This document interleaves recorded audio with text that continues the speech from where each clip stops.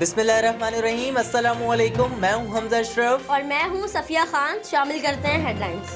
عوام کے لیے اچھی خبر، پیٹرولیم مصنوعات کی قیمتوں میں مزید کمی کی تجویز۔ اوگرا نے سمری وزارت پیٹرولیم کو بھیج دی۔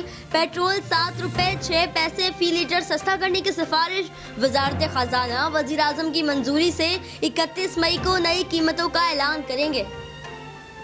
اسلام آباد کی احتساب عدالت نے توشہ خانہ ریفرنس میں سابق وزیر اعظم میاں نواز شریف کے گرفتاری کے وارنٹ جاری کر دیے۔ نواز شریف اور آصف علی زرداری سمیت تمام ملزمان کو 11 جون کو عدالت میں پیش ہونے کا حکم۔ آصف علی زرداری کی آج حاضری سے استثناء کی درخواست منظور۔ سماعت کے دوران یوسف رضا گیلانی پیش ہوئے۔ آصف علی زرداری اور نواز شریف پر یوسف رضا گیلانی سے غیر قانونی طور پر گاڑیاں اور تحائف لینے کے الزامات ہیں۔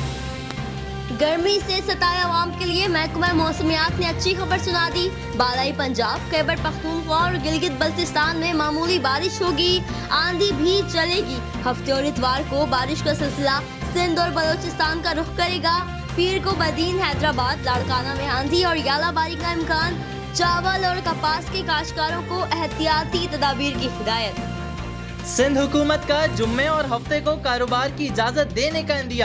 تاجروں کو کاروباری سرگرمیوں کے اوقات بڑھانے کی تجویز۔ وزیر اعلیٰ سندھ کی تاجروں سے ملاقات، کہا شاپنگ مالز، پلازے اور مارکیٹیں رات 8 بجے تک کھولی جائیں۔ ہوٹلز کے لیے ڈائننگ کی اجازت دی جائے۔ صنعت کاروں کا بھی تمام پیداواری یونٹس کھولنے کا مطالبہ۔ مراد علی شاہ نے کہا تجویز نیشنل کمانڈ سینٹر کے سامنے رکھیں گے۔ ٹڈی دل سے نمٹنے کے لیے کیا اقدامات کیے؟ سندھ ہائی کورٹ نے حکومت کو نوٹس جاری کر دیا۔ عدالتی اقدامات پر کتنا عمل ہوا؟ عدالت نے 11 جون کو رپورٹ طلب کر لی۔ حج و عمرہ کی بحالی سے متعلق ابھی کوئی فیصلہ نہیں ہوا۔ سعودی وزیر حج کا کہنا ہے عالمی وبا کی صورتحال کا جائزہ لینے کے لیے ماہرین غور کر رہے ہیں۔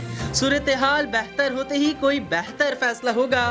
سعودی عرب میں معاملات زندگی آہستہ آہستہ بحال ہو رہے ہیں۔ کورونا کی وبا، وزیر اعظم عمران خان نے 31 مئی کو قومی رابطہ کمیٹی کا اجلاس طلب کر لیا۔ وفاقی وزرائے اعلیٰ، عسکری حکام اور NDMA کے ماہرین بریفنگ دیں گے۔ لاک ڈاؤن میں نرمی یا مزید سختی کا فیصلہ بھی کیا جائے گا۔ فی الوقت اتنا ہی۔ مزید خبروں اور اپڈیٹس کے لیے وزٹ کریں ہماری ویب سائٹ csnlive.tv۔ اس کے علاوہ آپ ہمیں فیس بک اور ٹویٹر پر بھی جوائن کر سکتے ہیں۔ دیکھتے رہیے CSN۔